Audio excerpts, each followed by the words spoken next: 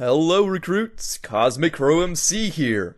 Welcome to the second episode of Enter the Backrooms Explained, the series in which I go over the ins and outs of my upcoming game, Enter the Backrooms.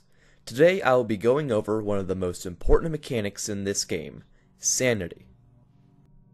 The Backrooms are a very mysterious place, and it's quite easy to get lost in the winding halls and the non-stop humming of the lights. This confusion will leave travelers vulnerable, and if you lack mental fortitude, the Backrooms will slowly drive you insane. No matter where you are or what you are doing, the Backrooms will try to eat away at your sanity. In Enter the Backrooms, earlier levels like 0 or 1 decrease your sanity fairly slowly, but later levels, such as the infamous level 6, can drive you crazy in a matter of minutes. The only way to survive in the Backrooms is to keep your mental state in check. Enter the Backrooms lets you do this through a meditation feature. At any time you wish, you can simply press space, and you will begin meditating. This will slowly increase your sanity level. Unless you are meditating, your sanity bar will not be visible.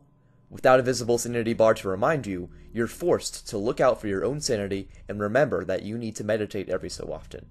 It's easy to forget about meditating and let your sanity slip, which is the last thing you'll want to do. One downside to meditating is that you cannot move. You can simply press space to stop meditating and continue if you'd like, but for your sanity to significantly increase, you need to sit still for a decent amount of time, so choose when to meditate wisely. As your sanity bar goes down, the game becomes significantly harder. The lower your sanity, the more you'll hallucinate, more on that in a later video.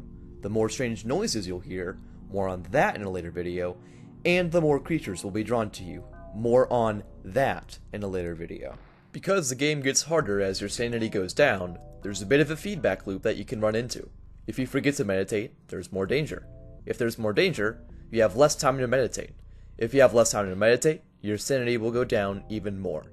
This is a great incentive to stay on top of your sanity from the start. Now, some players may not like the idea of constantly meditating, which is why there's one last twist to sanity in Enter the Backrooms. The lower your sanity is, the faster you move. This gives players a risk versus reward decision to make. Will they make the game harder to go faster, or will they play it safe and take their time? No matter which playstyle you prefer, you do have to meditate eventually, because if your sanity reaches 0%, you'll begin losing health very quickly.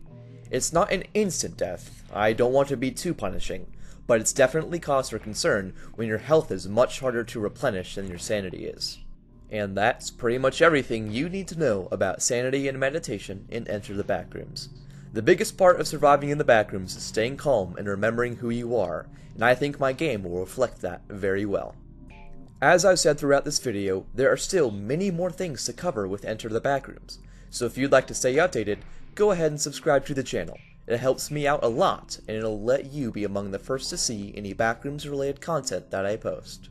One last thing before I end the episode, I would love to give a huge shout out to 1000 Dumplings, Artist Problems, The Box of Fun, Mr. Ferrante, love your videos by the way, Gaster Blaster, Moroni, Pedro Mega Games, Great Vincini, Omega Grid, Scooters McMooters, Alabaster, Sinjin Star, Zyphron, Antonio Bersais, and OK for all of your support on the last video. I loved reading what you had to say, and I am so glad that I'm giving you all something to look forward to. But that's going to be it for today, so I will see you all in the next episode of Enter the Backrooms Explained. Goodbye, recruits!